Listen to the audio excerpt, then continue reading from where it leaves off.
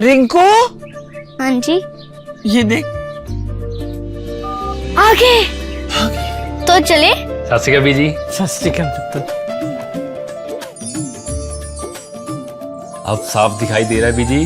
बहुत साफ दिखाई दे रहा है। बीजी इतने टाइम बाद नए चश्मे बनवा ही लिए। किसी अपने ने पैसे भेजे और हर महीने पैसे भेजेंगे। वाह। बोना ते टू टू होगी थोड़े 1 तरीक तो बाद ये थोड़े पैसे ने ਇਹਦੇ ਨਾਲ कोई अमीर नहीं हो जाना तुसी मावा भैणा ਨੂੰ सत्कार दे के मैनू खुशी मिलती है इस गल दी। मुख्यमंत्री माँ बेटी सत्कार योजना, आपका अपना भगवंत मान। और देखिए, अमेरिकी सिक्योरिटी फोर्सेस पर भड़के ट्रंप। ईरानी जंग को लेकर ट्रंप प्रशासन में मतभेद है। कई अधिकारी ईरान पर हमले के खिलाफ है। ईरान से डील फाइनल ना होने पर फूटा ट्रंप का गुस्सा। एनबीसी न्यूज के हवाले से खबर।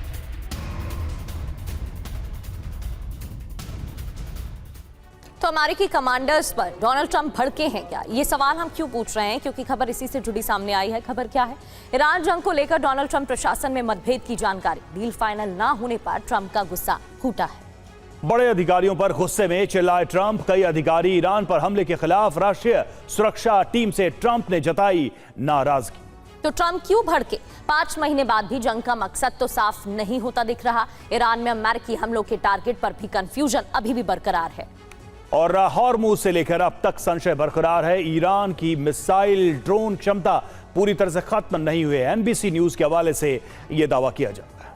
खबर यह भी कि ईरान से जंग के बीच अमेरिका की सबसे बड़ी तैयारी शुरू हो गई है। पैट्रियट थार्ड मिसाइलों का उत्पादन बढ़ा दिया गया है। पेंटागन ने $120 अरब के डिफेंस कॉन्ट्रैक्ट जारी किए हैं। भविष्य की सबसे भीषण जंग के लिए बढ़ाए जा रहे हैं हथियार। वॉल स्ट्रीट जर्नल के हवाले से ये खबर आपको दे रहे हैं। और ईरान युद्ध से बढ़ा अमेरिका का रक्षा खर्च। जी हां, जानकारी क्या है वो आपके सामने। पेंटागन ने पैट्रियट थर्ड मिसाइलों का बढ़ाया उत्पादन। $120 अरब के डिफेंस कॉन्ट्रैक्ट जारी किए हैं। और ईरान से जंग में हथियारों की कमी के बाद फैसला लिया गया कि इन हथियारों के लिए कॉन्ट्रैक्ट, ये भी आपको बताते हैं। इन हथियारों में पैट्रियट मिसाइल, जिस पर $59 अरब का बजट जारी किया गया है। न्यूक्लियर सबमरीन, जिसमें $76.6 अरब का खर्च आने वाला है। ज्यादा हथियारों की जरूरत क्यों पड़ रही है, ये सबसे महत्वपूर्ण सवाल है। ईरान जंग में अमेरिका का करीब 33% हथियार भंडार खत्म हो चुका है। इसकी जानकारी पहले भी हम आपको दे चुके हैं। थर्ड और पैट्रियट इंटरसेप्टर की सबसे ज्यादा तबाही देखने को मिल रही है। और 200 से ज्यादा थर्ड, 1200 से ज्यादा पैट्रियट का इस्तेमाल अमेरिका कर चुका है। वॉल स्ट्रीट जर्नल का रिपोर्ट।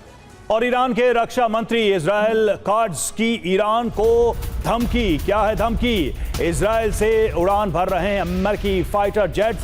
ईरान में हमलों को अंजाम दे रहे हैं अमेरिकी फाइटर जेट्स, ये काट्ज ने कहा है। अमेरिका इजराइल सैन्य तालमेल का बड़ा संदेश। काट्ज ने कहा, अमेरिका इजराइल की ताकत जानता है ईरान।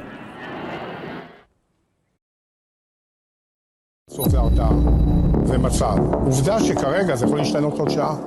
האיראנים מדברים על כל מה שקיים בשטח, מלבד מדינה אחת, מדינת ישראל, שהם יודעים שהם טוסים אמריקאים ממריאים מכאן, והם תדלקים ממריאים מכאן, לתקוף. יש הרתעה. זה לא אומר מה יהיה מחר, זה אומר מה תהיה התגובה שלנו. अमेरिका इजराइल की दोस्ती ईरान में तबाही मचाएगी क्या? इस मुलाकात के बाद भी कई सवाल उठ रहे हैं। इजरायली रक्षा मंत्री काट्ज को आप सुन रहे थे, उनकी तरफ से क्या बयान दिया गया है? अमेरिका इजराइल की पार्टनरशिप मजबूत हुई है और जंग में साथ साथ हैं अमेरिका इजराइल। इस बात को इजराइल ने एक बार फिर से दोहराया है। आगे उन्होंने कहा कि इजराइल से उड़ान भर रहे यूएस फाइटर जेट। ईरान में हमलों को अंजाम दे रहा है अमेरिका। हमलों के लिए इजरायली जमीन का इस्तेमाल किया जा रहा है। अमेरिका इजराइल की ताकत जानता है ईरान। सीधा सीधा उन्होंने कहा है कि इन हमलों में इजराइल अमेरिका के साथ है। संदेश क्या? अमेरिका इजराइल में जबरदस्त सैन्य तालमेल है। जरूरत पड़ने पर एक दूसरे के साथ खड़े हुए हैं इजराइल और अमेरिका। ये बताने की कोशिश भी काट्ज की तरफ से की गई है। खबर यह भी कि इजराइल के पूर्व प्रधानमंत्री बेनेट ने बड़ा दावा किया है। नफ्ताली बेनेट का बड़ा दावा, इजराइल की आर्थिक मदद कर रहा है कतर। IRGC को आर्थिक और सैन्य मदद दे रहा है। ये बड़ा दावा उनकी तरफ से किया गया है। तो देखिए, जो दावा सामने आया है उस दावे में क्या कहा गया है। नफ्ताली बेनेट की तरफ से इजराइल के खिलाफ साजिश कर रहा है कतर। ईरान की आर्थिक मदद करता है कतर। IRGC को आर्थिक और सैन्य मदद दे रहा है।